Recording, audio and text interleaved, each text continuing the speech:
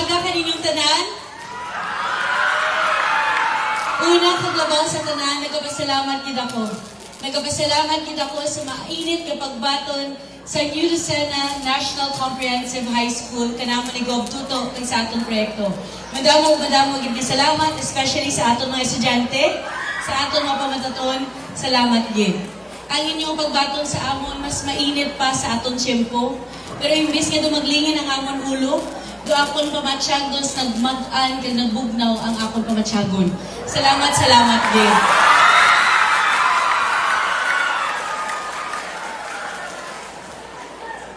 Biskan mo ay pa ko kabalo nga mo ni kainit ang inyong pagbaton kanakon. Excited ako magkadto sa inyong eskwelahan.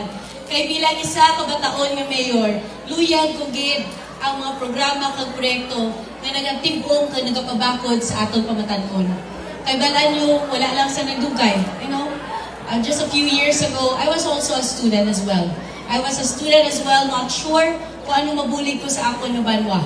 Pero sa ako nahatagan sa kagayanan na magserbisyo sa Banwa sa Manilaw. Why ko gid kalipatan nga ang aton mga pamatan-on may kasarang, may kinaadman, kag may kapisan nga iamot sa pagpanami sa aton nga Banwa. Kag why gid ako nagsala sa pag-umpisa sa mga programa sa pamatan-on sa Banwa sa Manilaw. Mas naging empowered, mas naging active, and now we are reaping that efforts. And I'm happy to see that that is happening also here sa Banwa sa New Lucena. And also, nalipay man ako. Kaya hindi ako isahanon sa akong panglakaton sa paghatag importansya sa pamatan-on. Kaya nga itong probinsya pinasahi, na may ara kita nga gobernador, nga hindi lang lukinyang, pero masipat pang iya mata, maabtik pang iya paminsaron, nga biskan mo ay paginahutik ni Mayor Lisel, nag-aamot na sa panami sa New Lucena National Comprehensive High School.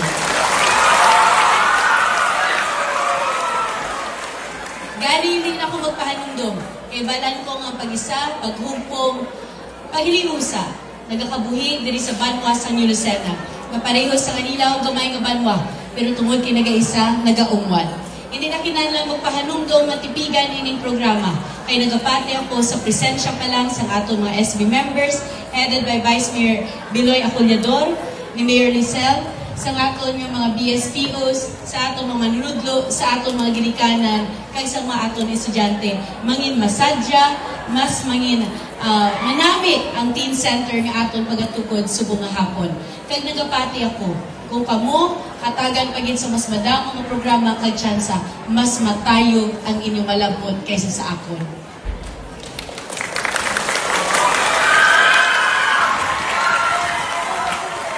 Rest assured that we will continue to cheer you on. Parehos ang pag-cheer niyo panakon sa buong hapon. Ako, kay si Governor Tuto, kay sa buos, ay Iloilo Provincial Government, kay sa aton nga local government, will continue to cheer on for the betterment sa aton nga pamatan-on. But before I end my speech, luyag ko gid mag-congratulate sa aton nga Iloilo Provincial Population Office, headed by Attorney Ruel Bon Superio, for guarding the most outstanding population office in Western Visayas. Kaya gabalan niyo kung anong award ni Attorney Bon? Gin-promote siya into provincial engineer. Kaya siya subong ang ma-estimate sa inyong gym, sa inyong classroom. But anyo, ang aton yung mga mayors, competitive din ba na? Nakasunod lang kami sa amon yung provincial government, no competitive man.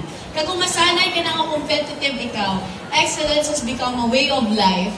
When you are faced with a challenge, why ka nagtalikod? Why ka nagkabalibad? In fact, mas excited ikaw atubangon kag i-succeed mo gid ang imong nga obra kay balaan mo ng resulta will redound to the betterment of our service to the community. Hindi pala? Gani palakpakan din naton mga unsung heroes naton, ang atong PTO officers kag ang mga BSPOs nga nagabulig sa atas sa komunidad.